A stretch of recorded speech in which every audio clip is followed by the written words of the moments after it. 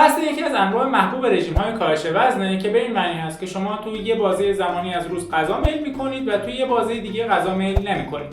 معروف‌ترینش میشه فاستینگ 16/8 که توی این ویدیو علاوه بر اینکه می‌خوایم اصول کلی و صحیح رژیم فاستینگ 16/8 رو با هم بررسی کنیم، می‌خوایم ببینیم چه فواید و چه مضراتی این رژیم داره، برای چه کسانی توصیه میشه، برای چه کسانی توصیه نمیشه و از اون ور ببینیم چه غذاهایی توی رژیم وجود داره.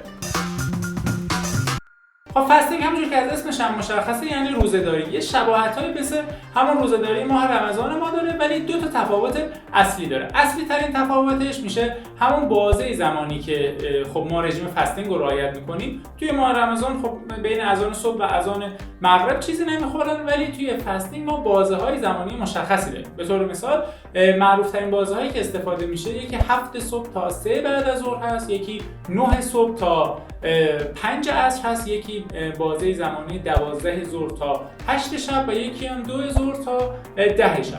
معروف‌ترین و پرکاربردترین رژیم فاستینگ الان اونی هست که بین 12 ظهر تا 8 شب هست. بیشترم برای افرادی هست که عادت به صبحونه خوردن ندارن، یعنی فقط نهار و شام میخورن. خیلی بازه زمانی مناسبیه.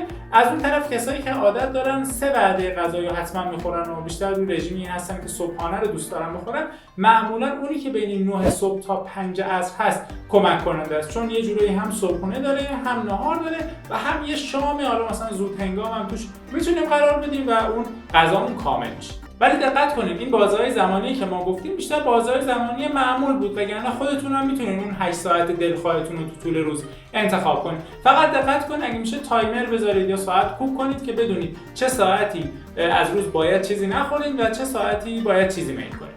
تفاوت دوم با روزه‌داری ماه رمضان اینه که ما توی اون بازه‌ای که غذا نمیخوریم میتونیم آب و سایر مایعات بدون کالری رو بخوریم، یعنی انواع قهوه‌ها، انواع دمنوش‌ها، حتی آب گازدار و نوشیدنی‌هایی که با شیرین کننده‌های مصنوعی که جذب نمیشن شیرین شدن، اونا رو میتونیم بخوریم و خیلی مهم هم است که بخوریم، چرا که کمک میکنه هم هیدراته بمونیم، هم احساس ضعف و خستگیمون رو برطرف میکنه.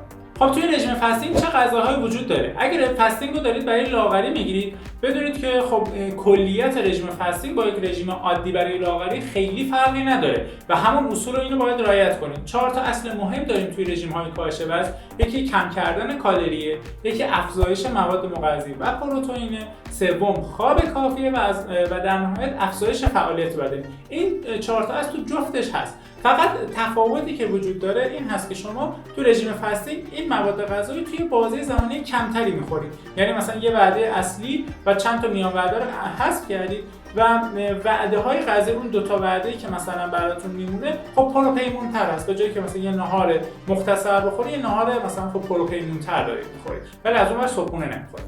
و یه تفاوت یا حالا شباهت دیگه هم که با هم دارن، شما باید حتما مواد مغذی خوب مثل انواع میوه‌ها، سبزیجات، غلات کامل رو بیشتر بخورید. از اون ور غذاهایی که سالم نیستن مثل انواع غذاهای پروسس شده یا انواع اسنک‌های ناسالم رو کمتر بخورید. و از فواید رژیم فاستینگ بخوایم بگیم، یکی اون کاهش وزن خوب و سریع هست که به ما میده، یکی اون بهبود کنترل قند خون میده که کمک میکنه ما دیابت نگیریم و سومین چیزی که برای ما مهم هست این بهبود پاسخ انسولینی باعث بهبود خلق و خو و از اون طرف باعث افزایش طول عمر میشه.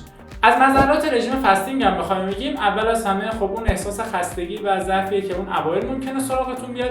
افزایش وزن ممکنه با رژیم فاستینگ بگیرین، علتش هم مشخصه، چون برخی از افراد رژیم فاستینگ میگیرن و فکر میکنن خب اون بازه زمانی مجاز هستن همه چیز بخورن و خود این باعث افزایش وزن میشه. و سوم در برخی از خانم‌ها دیدن که ممکن مشکلات هورمونی ایجاد کنه، هرچند در مطالعات حیوانی دیدن میتونه باعث بشه که سیکل‌های قاعدگی به هم بریزه، ولی در مطالعات انسانی ندیدن.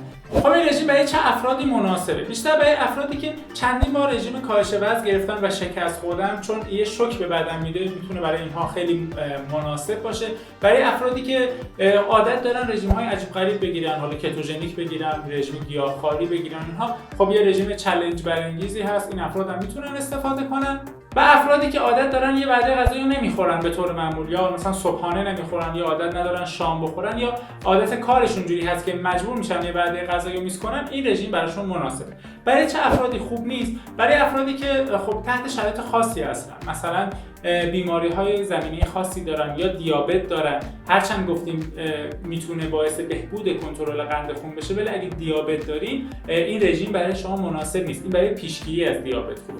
و همچنین برای افرادی که خب مشکلات هورمونی دارن، برای به خصوص برای خانم‌ها گفتیم این رژیم مناسب نیست. فقط دقت کنید اگه می‌خواید رژیم فاستینگ رو شروع کنید، از فردا 16-8 نکنید و کل وعده هاتون رو بیاین 16-8 ببندید، بلکه باید در هفته 1 یا 2 روز اول شروع کنید و 16-8 کنید و اون روزا رو رژیم بگیرید. اگر مناسب بود و تونستید رعایت کنید، کم کم تعداد روزا رو در طول هفته بیشتر می‌کنید و حالا بعد از یه مدت میتونید هر روزم بگیرید تا به بدنتون شوک زیادی وارد نشه. امیدوارم مطالبی که گفته شد به دردتون خورده باشه.